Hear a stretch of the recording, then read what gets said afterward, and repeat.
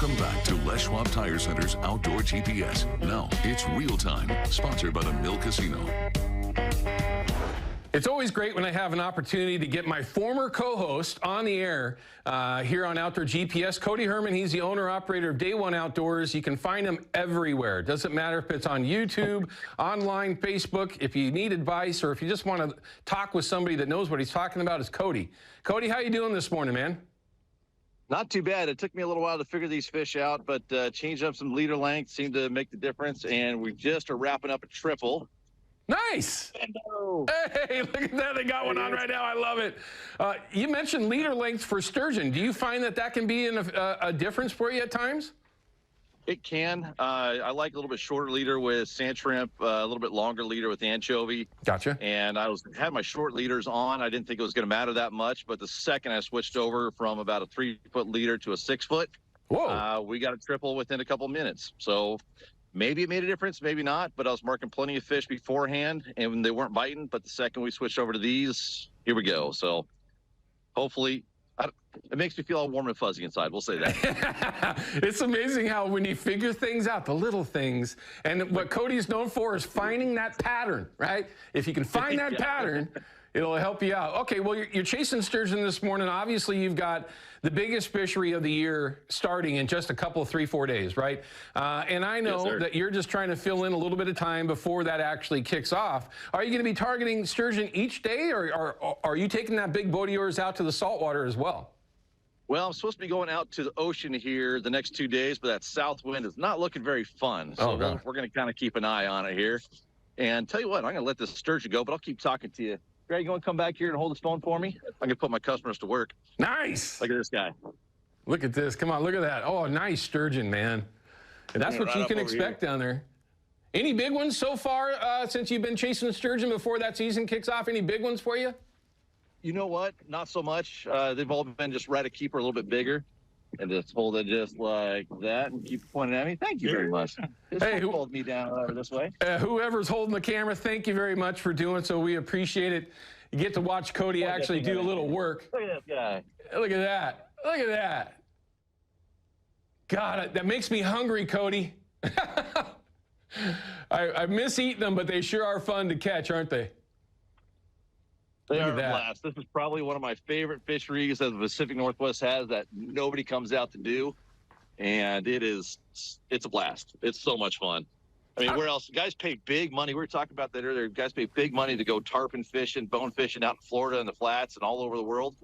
We have that right here with bigger fish. Yeah. And it's just underutilized. It's fantastic. Why do you think that is, Cody? Every time I talk to somebody that's down there targeting those fish in the estuary, especially this time of year, I got to ask, I mean, how do we get more people involved with that? Or is it just simply we are so tuned in to trying to have something to take home to eat that we just overlook it? That's exactly it. For whatever reason out here in the Pacific Northwest, we're blessed with some really good food. So if we can't keep them, people don't want to go do it. When it was shut down out here for about 6-8 years where there was no retention allowed, we started getting a lot of people that would come out and come do this fishery. But the second it went back to that short season, no one wanted to come out and do it unless they could keep them. Yeah, it's an interesting perspective. I mean, I get it to a degree, but it is just a ton of fun to have a little bit of fun out there chasing those fish around, especially before this August 1 opener for the Buoy 10 area. Now, one of the things that you are very well known for the last several years is that you do updates daily, it seems like, from that Buoy 10 area. Are you going to be doing that again this year? Absolutely, yep. But we've been doing that for about 10 years now. Plus, we have a lot of full-length episodes on Buoy 10, a lot of tech tips. It's a big fishery that there's a lot of information that people need to know about, especially for safety.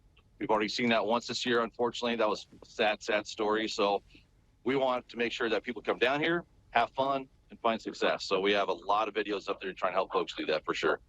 So the season starts on Thursday, August 1st. What's it look like for you when you're talking about running your first trip with clients with the tides, weather forecast? I know that it's still quite a ways away for the weather side of things, but with the tides, how does that look for that end of the week when the season starts? You know, so like you mentioned, it starts on Thursday and get another bite, but it's not looking all that great. It's a little bit bigger tides.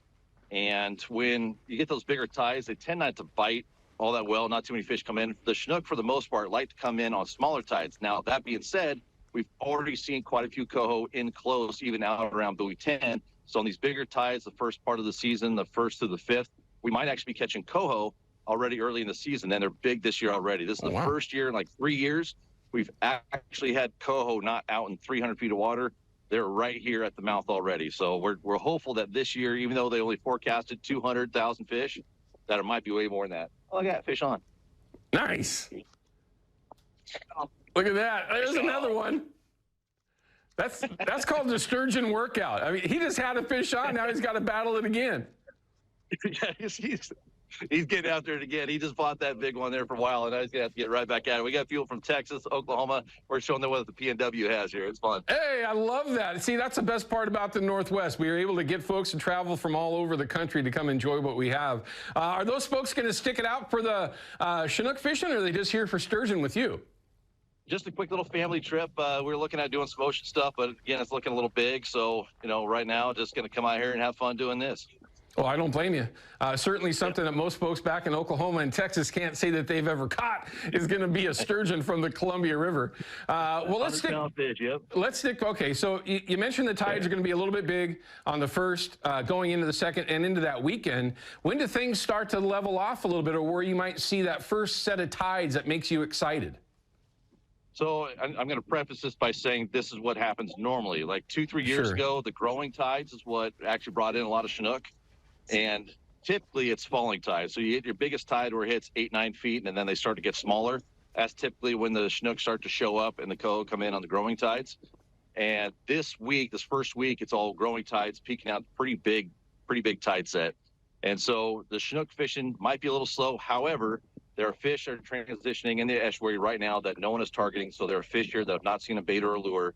So the 1st and 2nd day of the season, there's always fish caught. Always, because they've just been in here for a while trying to transition from salt to fresh, from cold water to warm water. But probably 2nd or 3rd through the 5th or 6th might be a little bit tough fishing in the river. And then once we hit the 6th, 7th, and then on throughout the rest of the week, should be really good Chinook fishing. That's the hope, at least. So your advice for somebody that might be watching this morning as you're sitting there chasing and pulling on sturgeon, if they had to pick in the next week or two to get out there, you'd say maybe wait until the 6th or 7th before you might head down? I mean, maybe. The 1st and 2nd, like I said, there's going to be some fish in the river that haven't seen anything, so fish will be caught for sure. Looking at weather forecast, excuse me, little sturgeon dance. Go ahead, sir. And so... Boy, it's running. That's a good one, too.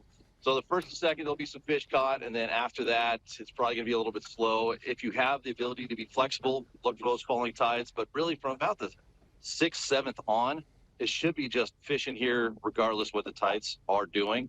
And the ocean's been fishing well. So if the ocean's playing nice, you can jump outside, too, if you're comfortable doing so.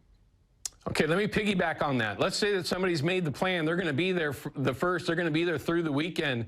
Are there zones down there that you might say would be more productive if they're going to fish in the river, understanding what those tides are? Are there zones around there, around the bridge or lower, checkerboard, whatever, that might be more productive than another? Yeah, great question, actually. On these bigger tides, I like to fish out of the main current. So there's usually less current over on the Washington shoreline. And then I try and fish shallower because there's less current, like 30 foot of water or less. Get up against the sands, Desdemona sands, and that's where you're going to find less current. Those fish, just like in a smaller river, will push off to the sides and try and avoid. Oh yeah, nice. And try and avoid that heavy flow, and while they try and transition. The other thing that you need to do is try and follow water temperature, and that's because that's where the brackish water is. That's where the fish transitions between salt and fresh.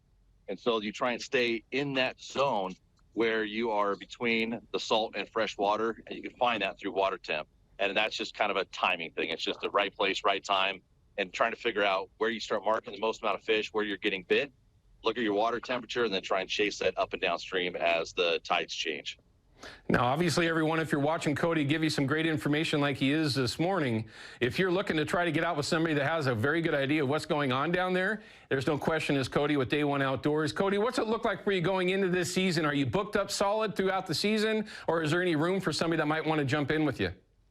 I'm booked up, but there's a lot of good guys that have some spots open, so feel free to reach out. Even though we're all competitors, we all work together. We all need each other out here. So we're all constantly trying to help each other with, making sure each other are booked up, because that guy that you just sent him a couple of people, he might be able to call you and bring you in on a good bite. So we're all helping each other out down here, make sure everyone gets out and come have fun at the Super Bowl of salmon fishing. Yes, no question. That's why they work together, everyone, for a number of different reasons. We've got a great fleet of guides out there to get you out and chase some of these fish around. And there you go. We're going to have to cut away, but this is the perfect segue out. Cody, we appreciate it.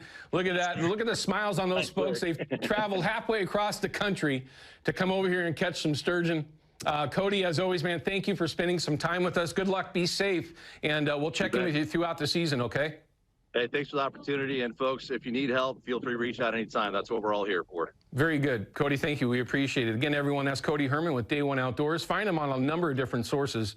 And if you get that chance to go fishing with him, make sure you take advantage of it. All right, we're cutting to a break. When we come back, let's switch gears completely. Let's talk about what's on my mind. Let's talk about elk season, right? Well, ducks too. I know. I got to get that in there. We're going to have world champion elk caller here in the studio, Tony Gilbertson. We'll be back in just a couple of minutes. Outdoor GPS is brought to you by Chevy Silverado and the impressive new Turbo Max engine. Flex your muscle with the strongest, most advanced Silverado ever. Official truck of Outdoor GPS.